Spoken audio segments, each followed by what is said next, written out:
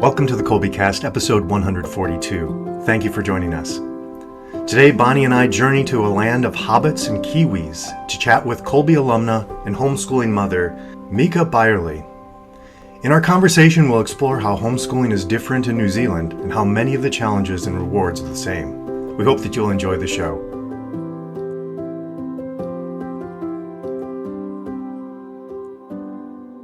Hi there, I'm Bonnie, liturgical musician, popcorn and podcast fanatic, and Kolbe homeschooling mom to 4 lads and lasses of middle and high school age. And this is Stephen, homeschooling father of 5 and director of development for Kolbe Academy. Stephen, how have you been? Been doing well, still have all the family around, so it's Nice. been wonderful to have everybody together for several weeks now. Definitely. Good deal. Well, we have a number of Kolbe families around the world. We've spoken to some in Spain, Germany, Nigeria, and the Philippines. We know of families in Canada, England, and South America, among many others. At an online open house event that Kolbe hosted at the beginning of this school year, I met a Kolbe mom in New Zealand and have been eager to reconnect with her. Mrs. Mieke Byerley, welcome to the Kolbe Cast. It's great to see you again. Yeah, thank you, Bonnie, for having me. It's a pleasure. I've been looking forward to visiting with you again. I'm really glad it has worked out for us to visit today. Would you tell us a bit about yourself and your family? Yeah, so I'm based in New Zealand. I have been living here for 30 years, so I wasn't born here. I am an immigrant of Dutch origin. Okay. And I am currently living in a very small town in what's known as the Bay of Plenty region of New Zealand. Very beautiful area and quite rural. A lot of farming done here, very strong sense of community. And my family's lived in this area pretty much their entire life here in New Zealand. And I moved to this area last year. Made a change in lifestyle, and I moved with my husband and 3 little children. So I've got 2 girls and a little boy. My eldest daughter is turning 9 at the end of January, and then my second daughter is turning 7 at the end of February, and my little mister he is turning 5 at the beginning of May. So it's still, as I say, we're still early on in our journey as a homeschool family ourselves.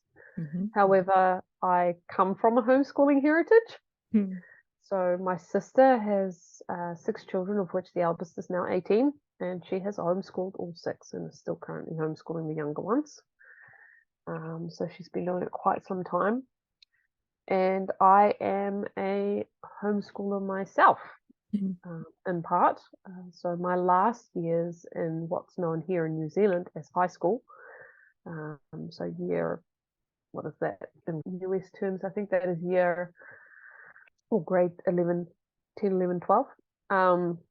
So those 3 years I did through homeschooling, and more specifically homeschooling through Kolbe Academy, US. So yeah, that's a little bit about my family currently. We're not enrolled with the Kolbe itself, but I'm utilizing a huge amount of the Kolbe Academy resources, both the textbooks and course plans to go with that. So it gives a little bit of an insight as to the context. How about we go back to what it was like for you as a homeschooler yourself, as a student, when you were in those final years of what we know as high school, sophomore, junior, senior year, 10th, 11th, 12th grade. What was that like for you? It was a culture shock, I would have to say. Remembering I was 15 at the time. My parents had made the decision already to homeschool my younger brother and my sister, who are respectively 2 and 4 years younger than me. Okay. So they had already been taken out of the school system. due to my age, my parents had said, look, we know how this could be a challenge. Mm-hmm. We want to leave the decision to you. We want to give you all the resources. We want to give you as much information, but ultimately you've got to make the decision whether this is whether you'd go homeschooling or carry on mainstream school. Okay. And of course, being a teenager, there is a whole load of conflicting Sure. considerations. One, and two of the primary ones was really that I was academically inclined. So I loved school. I loved to study, but I did not have a particularly pleasant high school experience. Okay. In actual fact, it was not a good experience at all. But saying that, I was faced, as opposed to that, to potentially being at home with my family 24 hours, 7 days a week, without the ability to get away from that. So Right. I did have the saving grace that I had a part-time job. So at least that gave me a sense of independence and an external outlet, Yeah. as it were, away from the family so that gave me definitely, and in the end, the academic pull was just too great, and I decided that I was going to go with Kolbe. The first year was extremely difficult, and I think partly because I was a high school student, you're so used to having a teacher in front of you telling you what to do, telling you how to think, telling you how to do things. Yes. There's actually so that very first year, I essentially had to relearn how to learn. And that's probably the best way to put it. Now, I was lucky in the fact that I was a bookworm. And due to circumstances, what I read, I could almost literally verbatim repeat back at a later date to you. So that helped hugely in my ability to make that transition. So what I was reading, so for me, book study was probably a lot easier than many, many other people that have to make that transition. Once I got into it, though, I was off, and it essentially, I like to call it my saving grace, because English, for starters, was my second language, and throughout my entire life, after having immigrated to New Zealand, I struggled with it terribly. I just couldn't get my head around it. And the irony of the situation was that with Kolbe Academy, because of the way it's structured, because it breaks the language subjects down in its components, so you don't get just English as one subject. You have it broken down in vocabulary, composition, grammar. For starters, I never did grammar.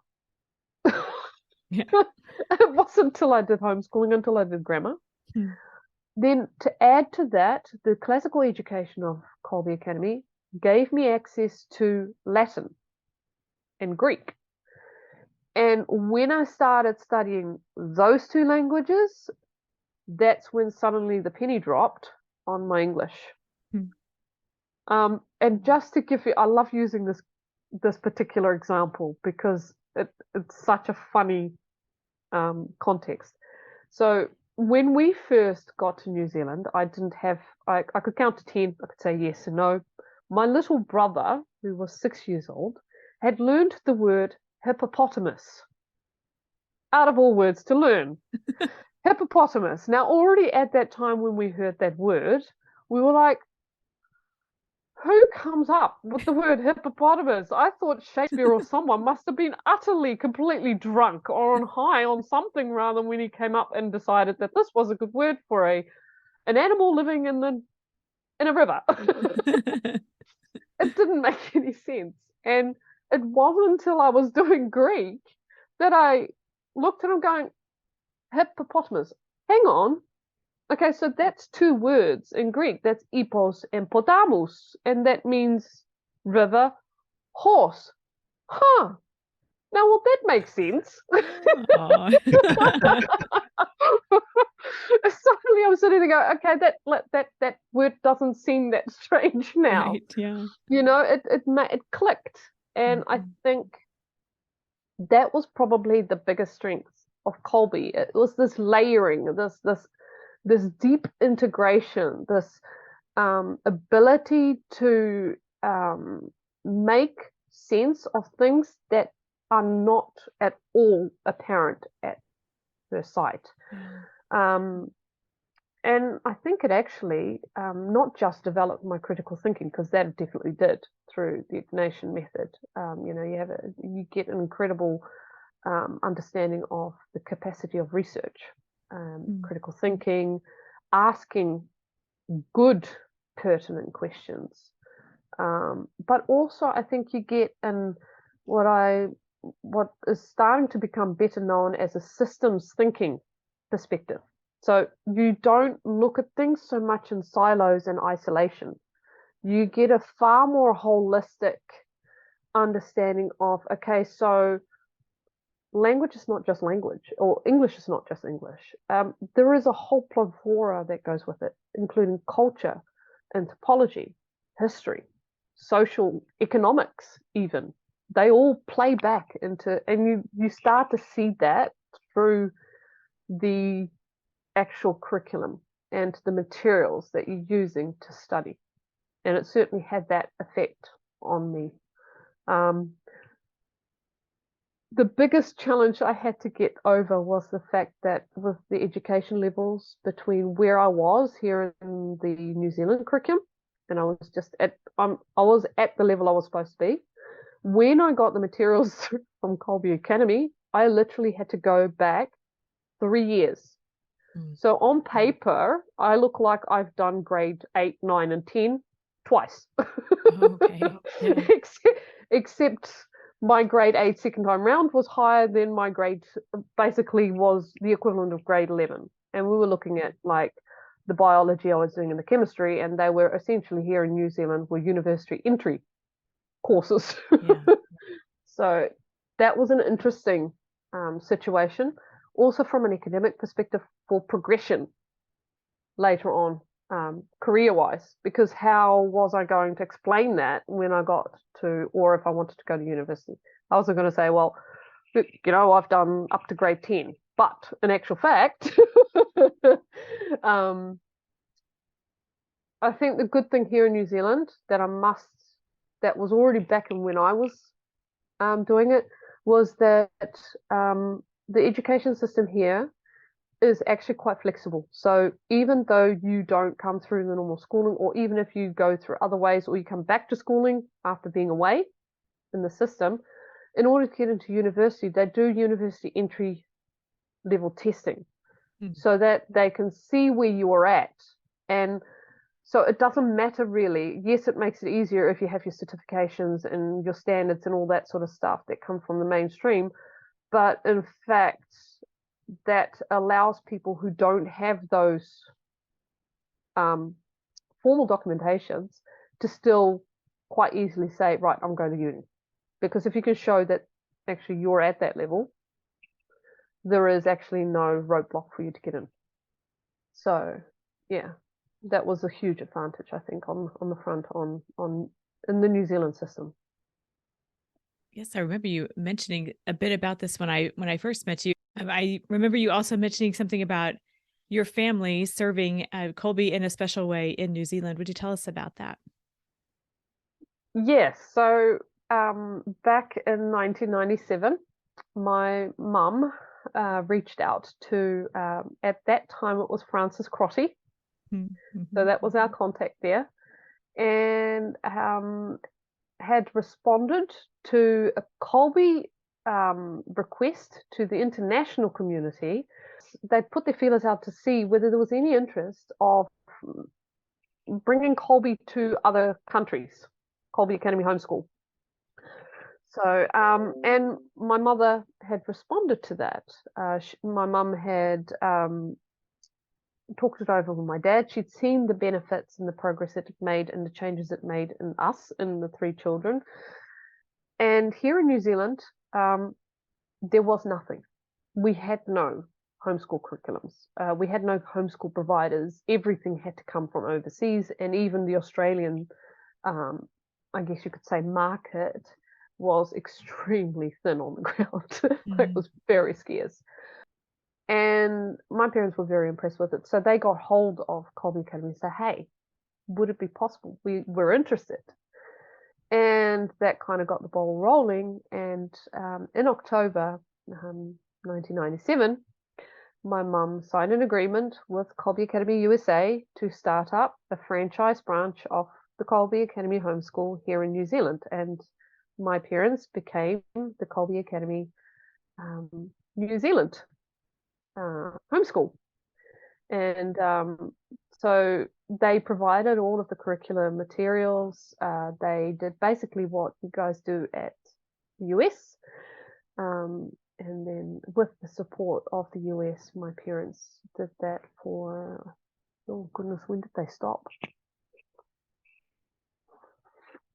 It must have been after I went to Australia, so it must have been in the early 2000s. Wow.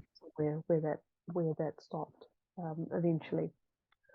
And part of the reason why that really started is because the expenses were becoming so high that for mum and dad it was becoming a cost rather than they couldn't cover the costs anymore. And part of that had to do with postage.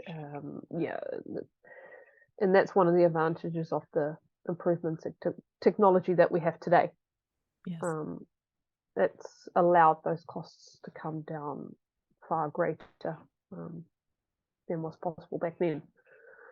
But yeah, so they were Kolbe New Zealand. So not only am I a Kolbe ex-student, I'm also part of the actual Kolbe homeschool story, but then as an international arm of that.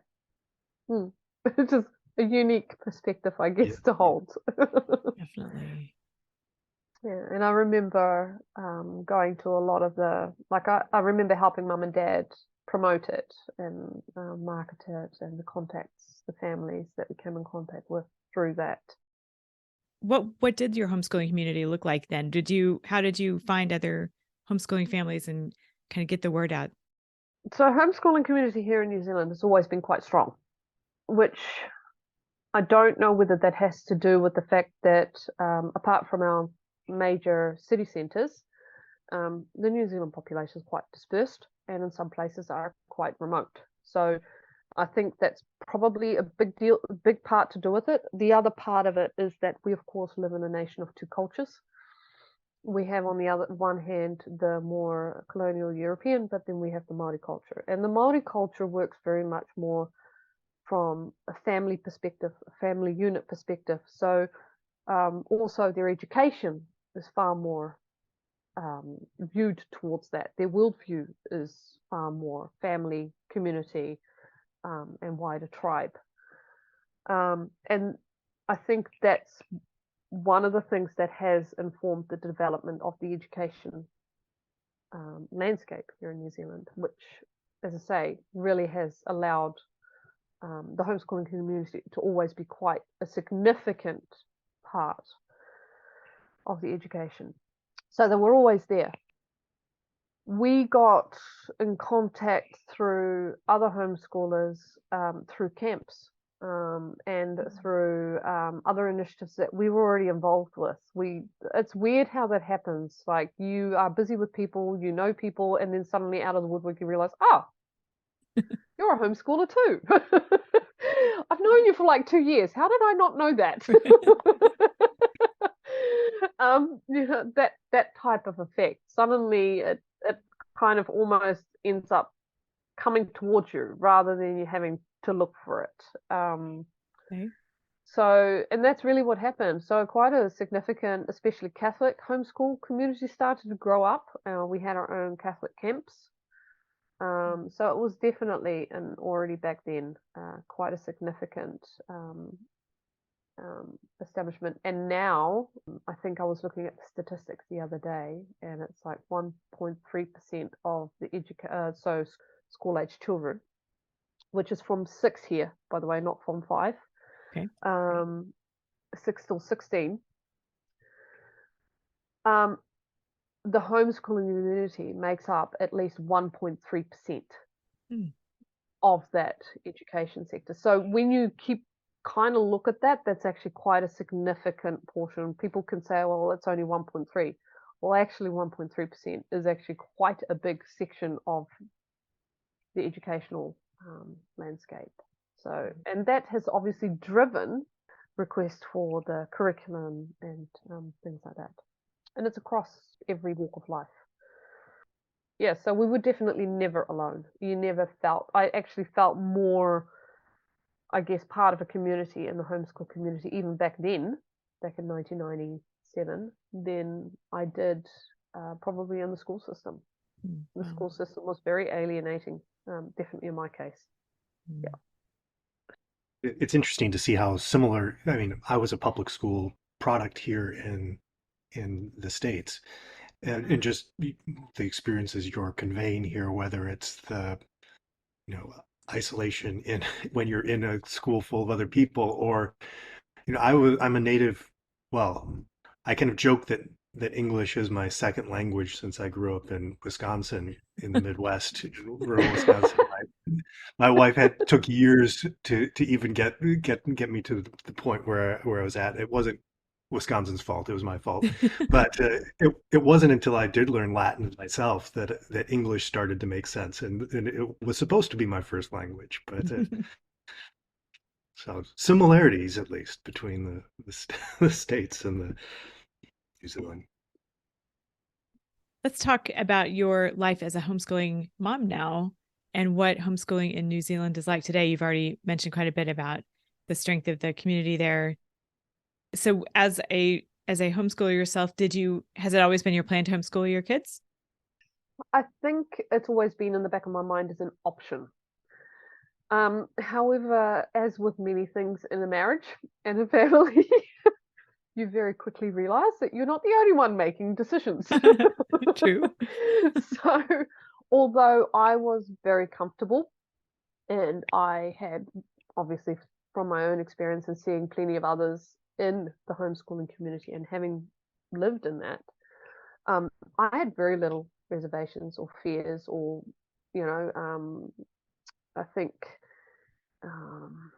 worries and concerns with regards to my children's progression, well-being, and academic abilities and development. However, for somebody who comes completely out of a state system, which here in New Zealand it is, because they're all state-owned schools, unless you go to special character schools here, it's really hard to get your head around how can a child learn outside of that system? How on earth does a child learn without a teacher standing in front of them telling them what to do? How does a child learn if they don't have, we call it here NCEA, so they're the national achievement standards here. How does that work if a child never sits any of the exams for the NCEA or any of the, how do you call it? Where does that leave? How do you know where they are? And the beauty of it is that in definitely the last couple of years, we've had my father-in-law living with us, and he is obviously from, he's from the old school. So quite often he will look at me and then he'll ask, well, how are the children? So they're doing fine. I said, will they be doing exams? No, they're not doing exams, or at least not in the way you think. So how do you know where they're at? And so the conversation unfolds, and you sit and you realize, I guess, as a consequence, also how narrow we have become as a society in understanding what education is and what it's about. My husband was never particularly keen on it. He was never pro, and we had the option where we were living originally at alternative good schools. What changed that, and I have a debt of gratitude as hard as the last years have been, what changed that was COVID. I don't know how much of news coverage has come through to the US with regards to New Zealand how do you call it? But essentially, New Zealand did a similar trick of what China did originally, which was the COVID zero policy. In other words, everything got shut down. Everything. We were on lockdown. And I'm not talking a lockdown whereby you could still go out and, go run. No, we were on essentially house arrest. Everything at that stage, too, all the schools were closed. Everything went online. Nobody was going out to their workplaces. It looked like we're talking the New Zealand's largest city, and it looked like a ghost town. It looked deserted. And we didn't have one of these. we had the first one at the beginning of 2020 was the first time they did that to us, and we were at least 6 weeks in full lockdown before they started to release the ropes. And then in the second half of 2001, they did, we had several others earlier in 2001, but then 2001 at the end of it, they did regional, and Auckland was put on isolation, regional isolation. I could not get out of Auckland. So my family's down here in Kawerau, and during that period, I could not go and see them, and they could not come and see me. We could not, it was an internal country border. And also outside, I wasn't allowed to go to my church. I wasn't allowed in the shops. I wasn't allowed to get into a doctor's office. My children weren't allowed at school. I wasn't allowed to go onto the school premises. So it was exceptionally disruptive. Yeah. And of course, through it, the children still had an education concern. My youngest one started during lockdown. Her first day of school was at home because it wasn't open. By the end of the year, especially at that last lockdown, I looked at my husband and I said, what do we do? This is just, I'm basically homeschooling them already. So he had seen what I'd been doing, and I'd gone over and beyond what was set in the school. And he said, well, actually, you know what? Next year, homeschool them. Put the submission in, see how we go. It can't be any worse than what it is now. And they're still thriving. So I think that whole situation showed my husband that actually alternatives could work, and in actual fact even be a lot better, especially depending on how you approached it. So from that perspective, I'm extremely grateful to COVID. It's just one of the many, many blessings I've had out of the whole situation. And they've thrived. It's been a challenging year this year, this last year. And I say year because what probably many people don't realize is that obviously here in New Zealand, we run on a slightly different school year. Yeah, I was wondering about that. So you guys are now currently in the middle of your school year. Mm-hmm. We here in New Zealand are currently on our summer holiday break. So, and that doesn't end until the very first week or so in February. So I don't start schooling again until then. And we have 4 terms with 2-week breaks between each term here in New Zealand. Okay. So yeah, that's a bit how we ended up at the homeschooling. And when my husband said, well, let's give it a go, I straight away started looking, right, okay, start where I know to start. And the most logical was Kolbe Academy. Yeah. That's where I started with all my resources. It's where I started to read up what could be done. And I put my, because here you put a, what do they call that, a school exemption application in. Okay. I don't know how exactly it works in America, but you have to write to the minister, fill out a whole load of forms. I think mine was 15 pages long, explaining what resources you were going to use, what your weekly plan was, what your annual curriculum. So you basically plan it all out, or write as much of it down in detail. Yeah. And then you send that to the ministry, and they will say, yep, know how to call it, and they'll also go back to the school where the children are and do an interview with the teachers there to say, well, hey, what do you think? Is this person genuinely trying to get a better education? Because the standard is to provide, and they say that too, is it's to do homeschooling, you either have to provide the same or better education. So yeah, I went through the process of applying it, and for my eldest one, I had my application back within 2 weeks from the phone call saying, yep, you're exempt. Your child is no longer required to show up at a school premise. You're good to go. With the second one, it was a bit different because, as I say, here in New Zealand, you don't need to legally be at school until you're 6. And of course, my youngest one wasn't quite 6 yet. She didn't turn 6 until February. So that one was kind of left sitting. And then once she turned 6, that came through within a week or so after that as well to say, yep, she's good to go. And the beauty was that I got a response from the principal who'd been contacted by the education office. And she rang me to say, hey, I've just gotten off the phone with the review officer.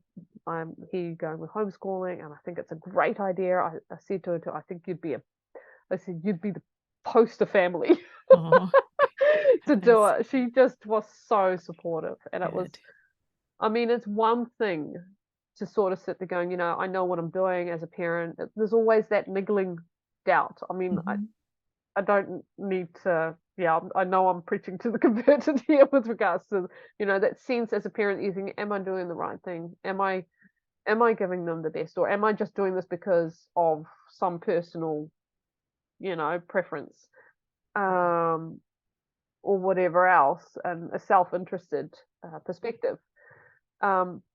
But having that confirmation from the principal, who I had known already for 3 years because Aniela, my eldest one, had been going to school there and seeing how the interaction, says, no, you guys are perfect for it. I said, we're really, really sorry to lose you out of our community, because what you have contributed and what the children have contributed. But she said, no, I can fully understand it and I fully support it. Good. Yeah, which gives, and it also gave, I think, a huge amount of confidence to my husband, who probably needed it more than I did, and the ability to take this on. And it's not perfect. Sure. I actually don't believe there is such thing as a perfect homeschool, and that's just because that's what life is. It's messy. And as parents too, you're trying to juggle, I don't know how many different obligations. So yeah, it's worked well for us. But I can understand people's apprehension, who have never ever dealt with the system. As I say, I've seen my husband go through it as an individual in that boat, and the transition it requires. Very, very sensitive to that.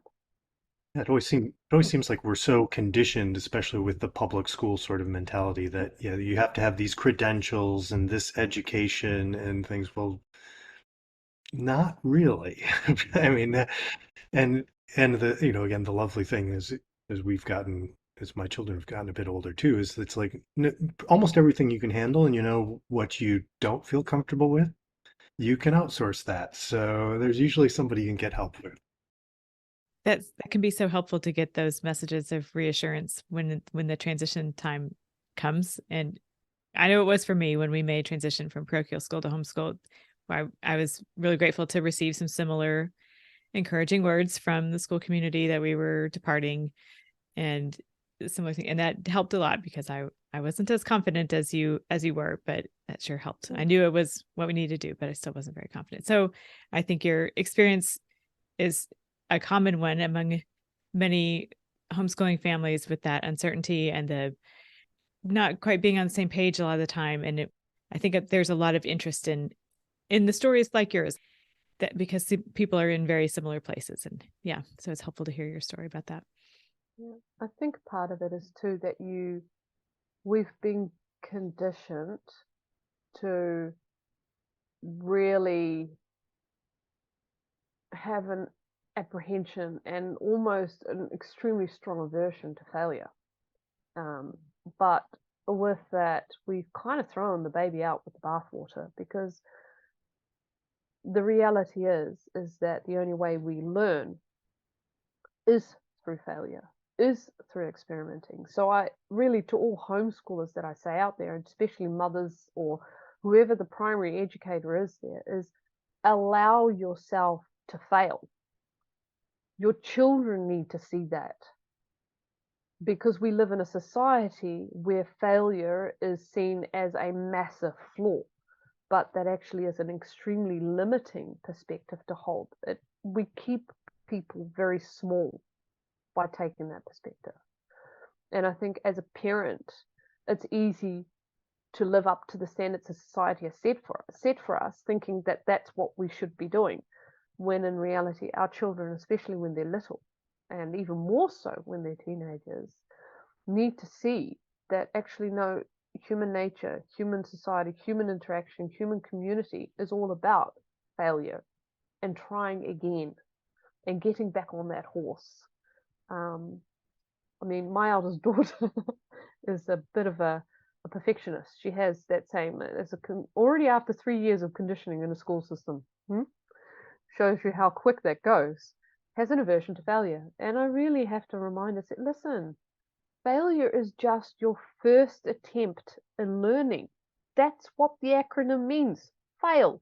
First attempt in learning. Get back on, redo it again. Have fun with it. Try it a different way. It's only a lost opportunity if you don't actually choose to learn the lesson it tries to tell you. And usually life is a funny way of coming back and trying to teach you it again. Right. So true. Sometimes it feels like deja vu. Yeah, if anything, I think that's the support I would love to pass on to other homeschooling families, especially the ones that are taking the primary role of care, because I know how much self-doubt there is. I know how much self-questioning, especially with the way that society looks at it. You are swimming against the current. Allow yourself to float sometimes. It's okay to fail. Yeah, as you're talking about failure, I was kind of thinking of various things in that when I was in public school, there was you could fail, but because there was this understanding of how horrible failure was, you didn't really fail. You would just keep with the same students for the most part every year, moving along, whether you had mastered the material or made progress or not. So there's kind of like this saying, we don't want to tell you failed, but we're also not willing to put in the work to help you succeed. Where in our homeschooling experience, and I think it's so important to keep that in mind, like you're saying, that it's like in our family, okay, my third grader isn't reading yet. Oh no, disaster. It's like they're in third grade. They've got they've got years to get this, and they do. Every single one has been a slow reader, but they get it, and then they're reading super well. It's an example I've used before. But it's lovely when you're not passing that child on. You as the mother are raising that child up for life, and you're not going to let them really fail. They can spin their wheels, they can struggle with things, but they're going to be fine because you're there caring about them and keeping them, making sure they're doing things. It's not going to be perfect, but in many sense, you kind of eliminate failure, right? Because it's a mastery, it's a learning process, and it's never going to be done. So just keep at it, right? Yeah, it's beautiful the way you say that, because I always come back to one of my favorite historical figures, which is Einstein. He used to say too that he spent 95% of his time actually formulating the question and only 5% actually resolving it. And I think that isn't something, taught anymore either. It's your failure ought to teach you actually, why am I failing? Am I asking the right question? And how do I change this question then to get the result that I'm actually looking for? And I think that's not just questions, obviously mathematical, or it's any kind of question. It's like whether you're dealing with goals, whether you're dealing with relationships, whether you're in the garden, whether you're praying, because sometimes that has just as much effect. Am I asking the right question to God? I'd say 9 times out of 10, mine aren't. That's clear. Or Yes. even better, should I be asking that question? As you say, with your children too, being slower in reading, well, what's slow? And this has actually been the beauty of having, I guess, 3 generations in my household, because I've got my little ones who are obviously, and then I've got my generation and my husband who is 7 years older than me. So there's a wee bit of a difference there too. And then I've got my father-in-law who's 80 almost. And he says too, oh, well, shouldn't he be doing this? Shouldn't be doing that? According to who? Whose yardstick are we actually using here? Some children roll within 6 months. Some children are walking in 9 months. Others take a year and a half. Mm-hmm. As you say, they develop those curiosities, those capacities in their own time. And I think as parents, I certainly have. One of the things I love most about it is actually watching that unfold. Yeah. And not guiding it and giving it. It's like watching a plant. You give it all the compost or the nurturing, but ultimately the seed has to germinate itself. It has to do the growing itself. You can't do that for it. And I find homeschooling is like that when it comes to your children as a parent watching it. And I know that that's one of the things that my husband has really noticed too. It's that ability to actually see them at home, see them interact, and watch them grow into who they can become. Many of our students that come out of the systems are woefully unprepared. And that is really sad, because you think you've got the world in front of you, and suddenly you're faced with this whole situation. Actually, everything I'd hoped for, everything I dreamt of, everything I thought I was going to get, I ain't getting any of that, because I'm not at a standard, or I'm not good enough to be able to make that. We're doing our youth a huge disservice by doing that, but also the parents, because I can't imagine what a parent must feel at the end of it, thinking they've done everything right, to see a child in that situation at the end of the road and sit there going, well, I tried, I've done everything I've been told I should be doing, but I still can't give you the life and the dreams you deserve. And it must be very heartbreaking. I like that. I like those the gardening references that you're making there, as far as you just keep doing, doing what you need to do. And because I do see, even like from both a homeschooling parent perspective, or whether you're in a public school or not, where you do start setting those comparisons and thinking, oh, well, my child isn't where that child is with that in this respect or whatever. And then the child doesn't know that's a failure at that point. So it's usually then the parents thinking, I'm a failure as a parent. Why are you making me a failure as a parent, child? You should be successful. So there's this drama and darkness that can kind of come in there. So I think it's really important to keep that in mind, that this is, yeah, we're just gardening here. We're raising these beautiful children up and doing what we do, but they'll grow at their own rate. So and they'll grow in their different ways. You don't never know quite what you're planting when it comes to these little ones. True. Yeah. No, Yeah. and that's the coolest thing. Right? Yes. Yeah. It's a surprise at the end. You go, oh, well, that was unexpected. Yes. Yeah, and it's beautiful what you say about that reflection back on parents, Steve, because one of the things that I remember very specifically from my mum when she was homeschooling is she actually turned around to me and said, look, obviously you're learning. The homeschooling is educating you, but along with you, I am too. Mm-hmm. And for her, it was a learning curve of understanding how, as you say, we tend to reflect our children's behaviors back on ourselves and vice versa. But the fact that the growth in the child also nurtures growth in ourselves, a maturity and an opening as into our parenthood, something that we have through the system been actually quite painfully denied in many cases. I think the beauty is too that you'll come face to face, which is not always very comfortable with yourself, but you also come to realize where your limitations are. At a certain stage, I was struggling terribly with my biology. And I was tearing my hair out. I'm like, Mum, I don't understand this. And Mum came over, looked over my shoulder, looked at my book and said, yeah, no, I'm out.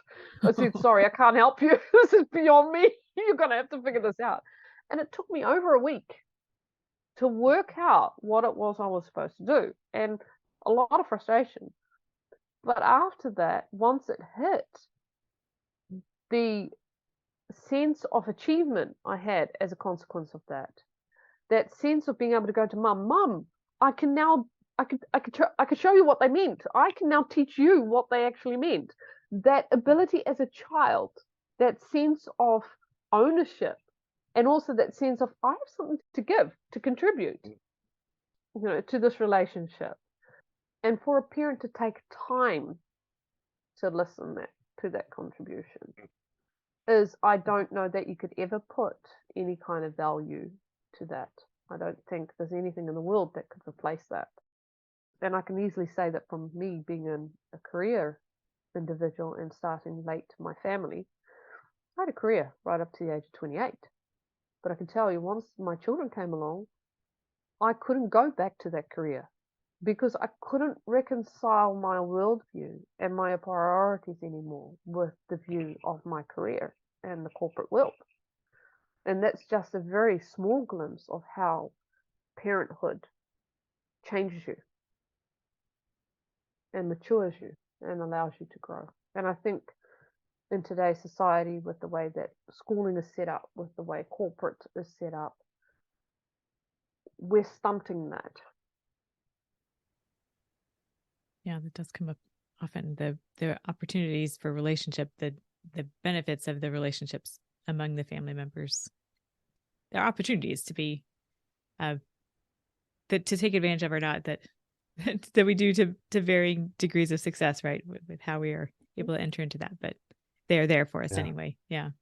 Well, in our family, my wife does the lion's share of the homeschooling. I'm there, but I just can't. As you're talking about this, it was occurring to me. I can't imagine how difficult it would be for me to stay involved as a parent in the way I'm able to because our children are at home. Because I tend to be a delegator. I mean, not a delegator.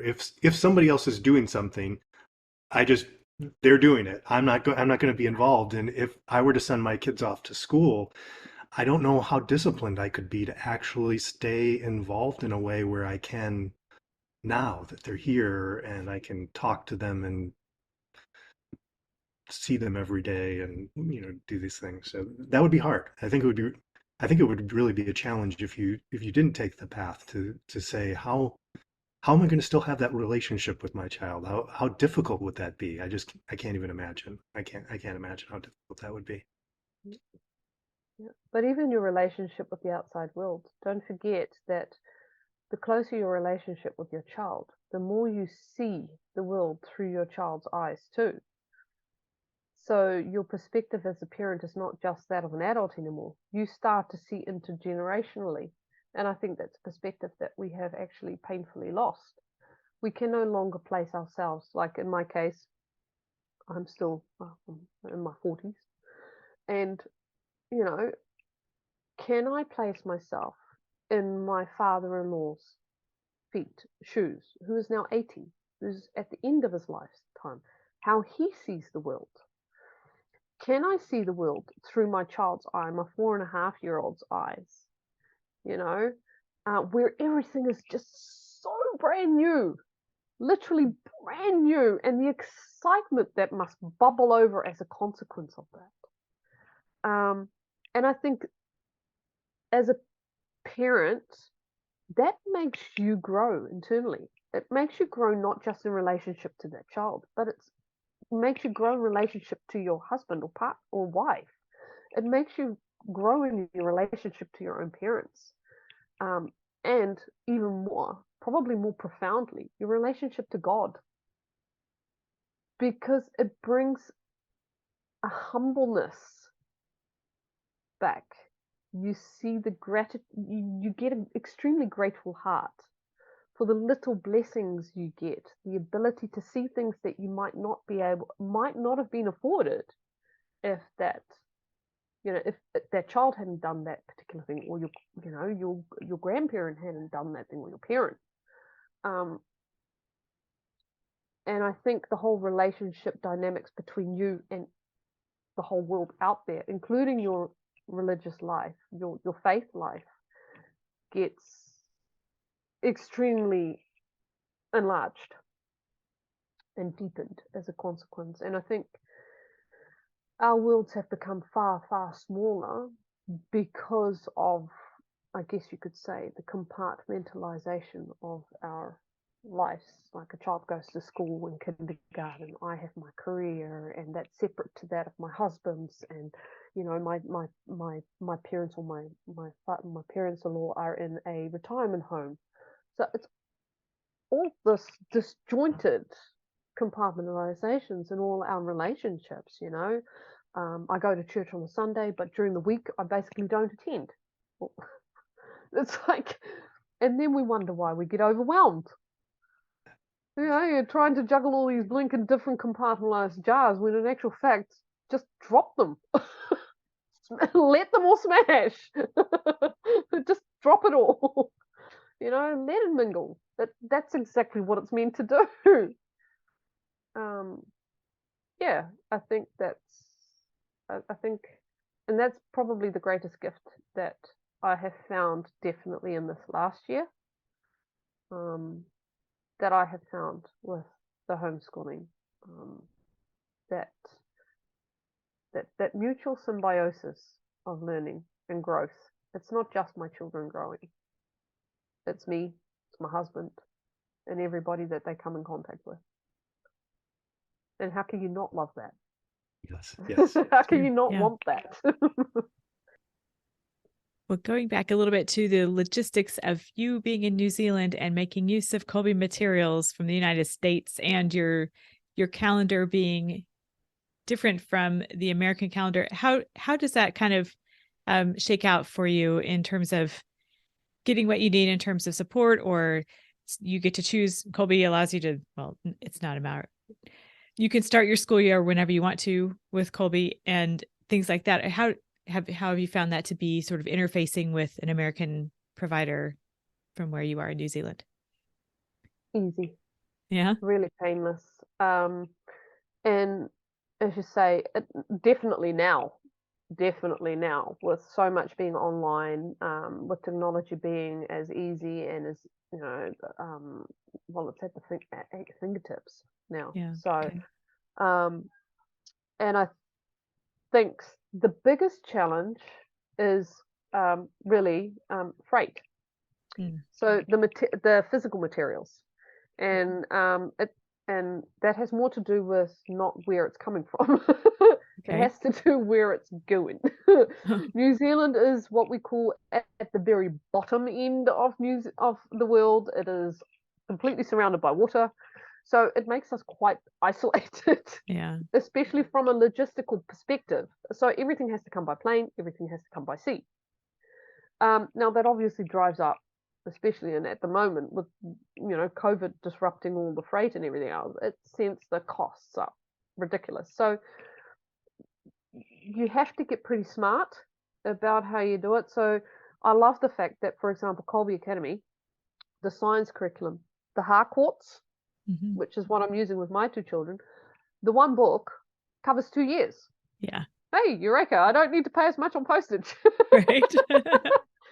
But all the resources I need for that science, I can get here. So I don't need to go overseas for that. I don't need to, so yes, the textbook. And I went a step further because I got the textbook through Kolbe Academy, but Kolbe Academy doesn't do the workbooks. And I was like, no, I want them. So I went online and I went and got those and sourced those myself.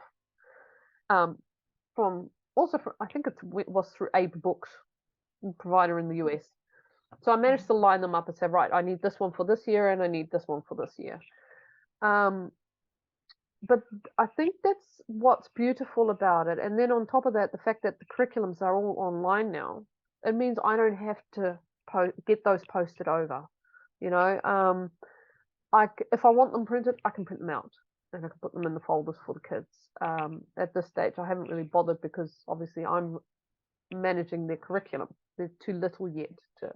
But once they get to their teenagers, I can envisage just put them in there and say, right, that's your maths, that's all your English stuff, that's your other bits and bobs, science, and goodness knows else. You know where you're supposed to be this week, so make sure you're there or thereabouts.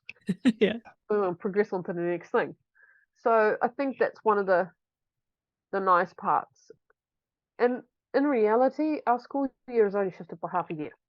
So from that perspective, it's not like you're having a quarter year turn. It's actually a full half year, which works quite well. The hardest one to accommodate is history. Because here in New Zealand, we have really lousy history. As in, there aren't many history resources. And of course, if I get history from the US, it's all US based, which doesn't really mean much to my kids. Right, yeah. I mean, it's important to know about other people's history, but I think as the child grows, that awareness expands to the more global.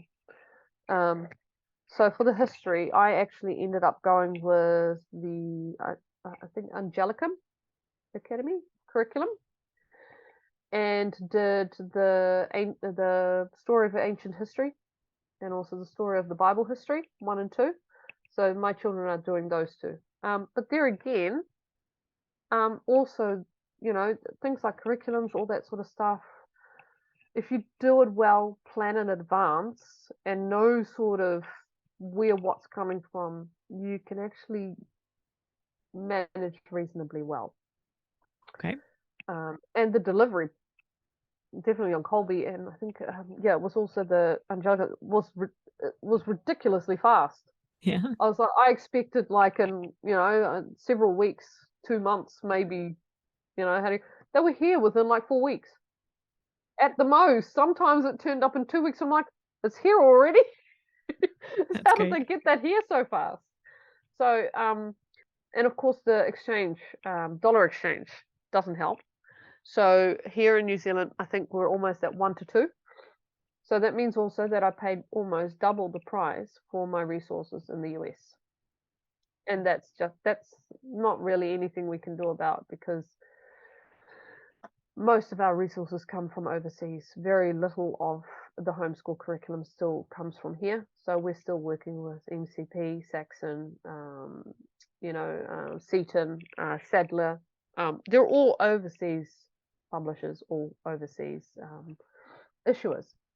There is actually no homeschool curricular material printed here in New Zealand. And that is just one of the challenges. If you want to go with a very academic heavy homeschool, the side effect of that is that we end up with extremely hybrid systems here. Okay. So I have what we call an eclectic system. So I use Kolbe Academy as my base, and the Ignatian method is what informs my underlying. But I am a professed secular Franciscan, so my Franciscan religious worldview has a huge impact, and that is where probably, as I say, with plants, Yes. I'm a gardener.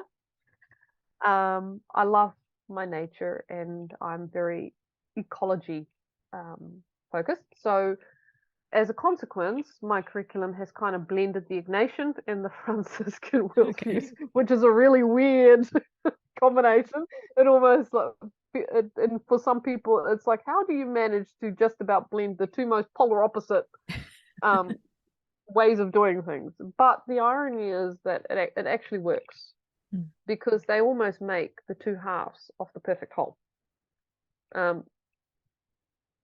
It supports the child in academic perspective and development, and the fact that there is a progression, and that, but it also supports the more creative, the more spontaneous, I guess the more reflective element that a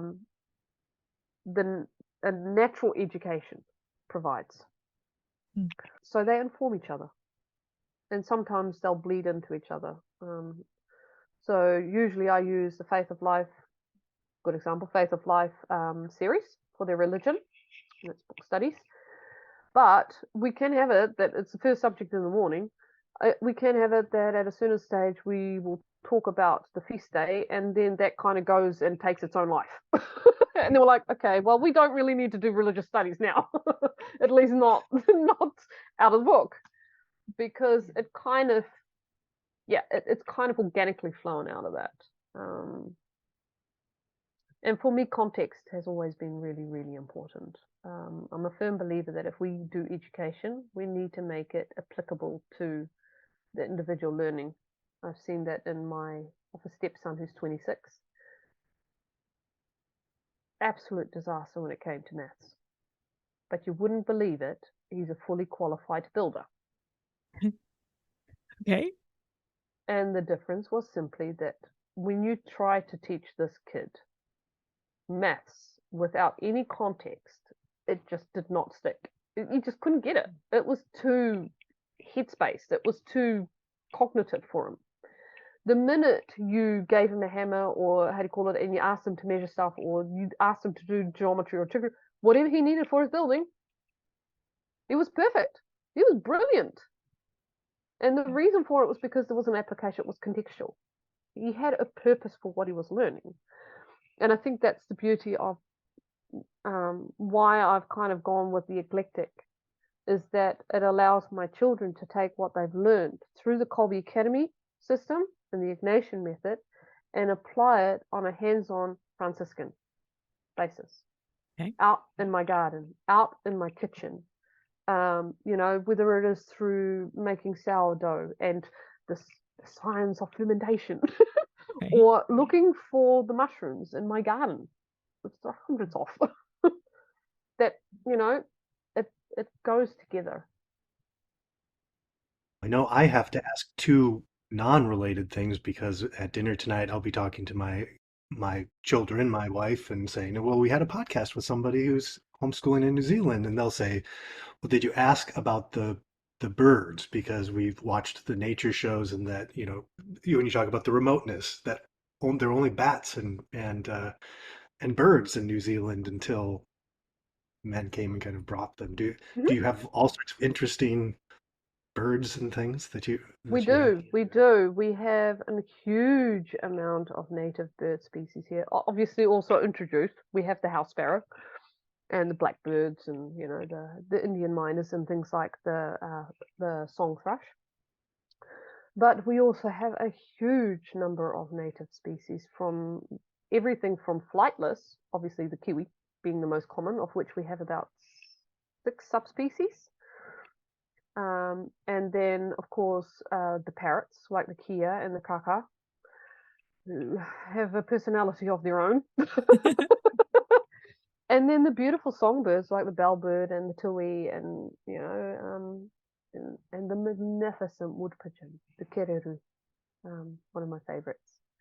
So yeah, there is a huge amount of bird life here, and I don't think, unless it's really bad weather, raining, you're continuously surrounded by bird song. The other thing is obviously insects. Huge amount of variety of insects. The beauty, though, is that here in New Zealand, we have very little that is actually venomous. Oh, that's good.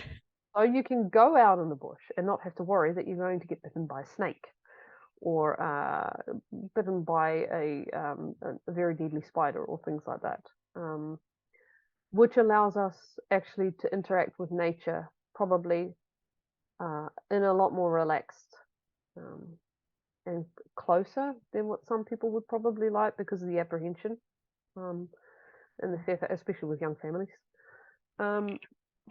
But yeah, and then of course the bats, the two little bats, which interestingly enough that you bring that up, because my little girl in one of her last year's lockdown projects did a project on them, on our little short tail and our long tail bats. Mm. The only native endemic mammals of New Zealand. There is nothing, everything else is introduced. And I think that's the beauty of it, the closeness of nature here. You know, my children can go out and they can watch, they can lie on their stomachs without really too much apprehension of getting hurt. It does, though, mean that you have to work a wee bit harder in developing a sense of stewardship and respect. Obviously, when something can hurt you, you know not to interfere with it. Yes. And definitely little children have a tendency to poke and prod and work out whether things can survive having their legs pulled off and things like that. Yeah, so that's here in New Zealand, because most things don't bite back. You do have to say, look, you need to be careful. They're fragile. We need to look after them. So it's a slightly different approach. True. Yeah. And my children will know about the beauty of your area, but largely because of the famous Lord of the Rings and Hobbit sets and such too. So yeah. Have you had a chance to visit any of those? So it's kind of scattered all about. I actually live about, how far would it be? Just over an hour and a half maybe from a place called Mata Mata. Now, Mata Mata has the alternative name as Hobbitville. That is actually where Hobbiton was built in the countryside. Some of it's in the South Island, and I have been to those locations. I have travelled through, actually, I've seen just about every corner of New Zealand. And the easiest way to explain New Zealand is Europe in a nutshell.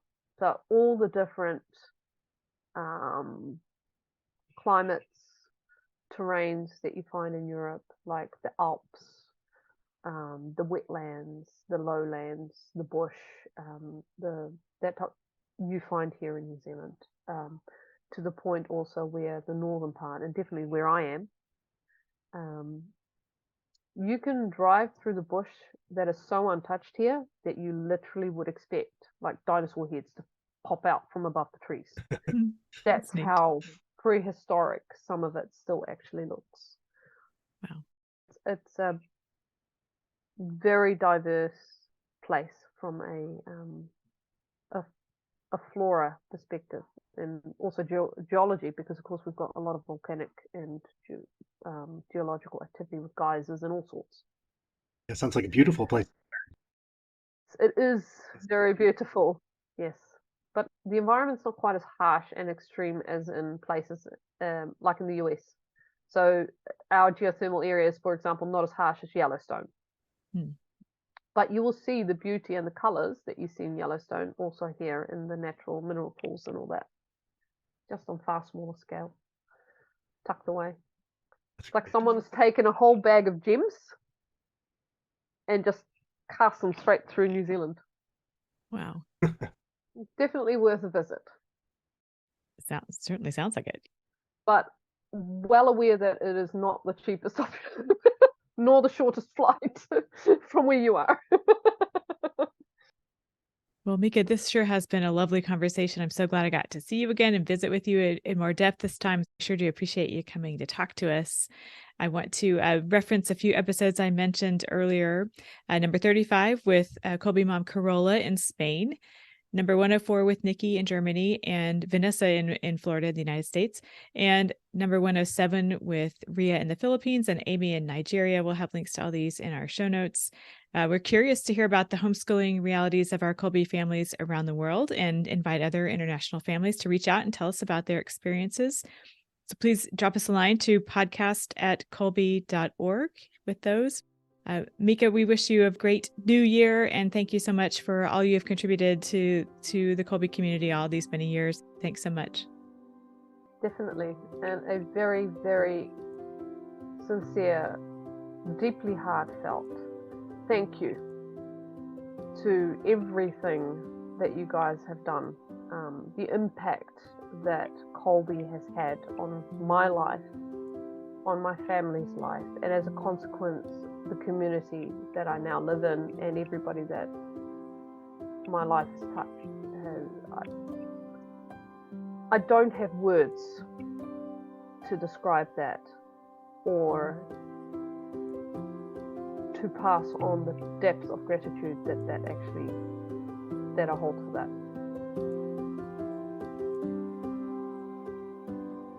Subscribe to the Kolbe Cast on your favorite podcast app so that you don't miss an episode. And let us know how we're doing by leaving a rating or a review. And as always, feel free to email us at podcast@kolbe.org. Mary our Mother, pray for us. Saint Maximilian Kolbe, pray for us. Ad Maiorem Dei Gloriam.